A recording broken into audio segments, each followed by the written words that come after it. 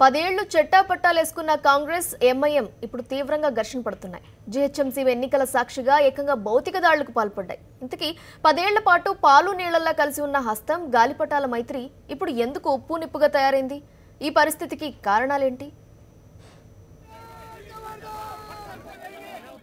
Congress party అటు కేంద్రంలోనూ ఇటు రాష్ట్రంలోనూ అధికారం కోల్పోవడంతో ఎంఐఎం పార్టీ రూటు మార్చింది. రాష్ట్రంలో అధికార టీఆర్ఎస్ కండగా నిలిచింది. దాంతో 10 ఏళ్లుగా ఎంఐఎంతో ఉన్న దోస్తీకి కాంగ్రెస్ కటీఫ్ చెప్పింది. అప్పటినుంచి పాతబస్తీలో సొంతంగా ఎదిగేందుకు కాంగ్రెస్ వ్యూహాలు పన్నుతూ వచ్చింది. ఎంఐఎంకు ధీటుగా పాతబస్తీలో కాంగ్రెస్ను బలోపేతం చేసే బాధ్యతను తెలంగాణ కౌన్సిల్ ప్రతిపక్ష నేత షబ్బీర్ అలీ తీసుకున్నారు. పాతబస్తీలో ఓవైసీ సోదరులను వ్యతిరేకిస్తున్న శక్తులను కాంగ్రెస్ దరికి చేర్చుకునే ఎత్తుగడలకు షబ్బీర్ పదును పెట్టారు.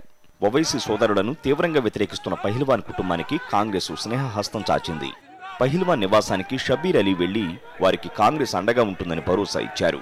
జీహెచ్ఎంసీ ఎన్నికల ప్రక్రియ ప్రారంభం కాగానే పలువురు ఎంఐఎం నేతలు కాంగ్రెస్లో చేరడంలో షబ్బీర్ అలీ కీలక పాత్ర పోషించారు.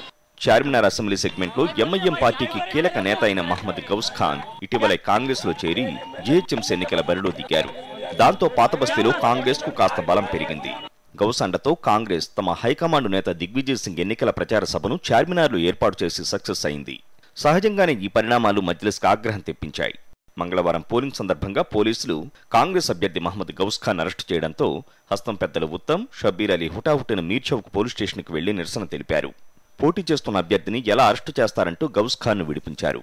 కాంగ్రెస్ క్యాడర్ అక్కడి నుంచి వెళ్లిపోగా ఉత్తమ్, షబ్బీర్ పిఎస్ నుంచి కారులో బయటకు వస్తుండగా వారికి అప్పుడే మీర్చౌక్ పిఎస్కు వచ్చిన ఎంఐఎం అధినేత అసదుద్దీన్ తారసపడ్డారు.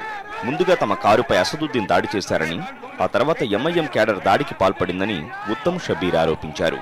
తమ పార్టీ పెద్దలపై దాడికి నిరసనగా కాంగ్రెస్ నేతలు కేడర్ గాంధీ భవన్ నుంచి తెలంగాణ డీజీపీ ఆఫీసుకు ర్యాలీగా వెళ్లి డీజీపీ ఆఫీసు వద్ద ధర్నాకు దిగారు.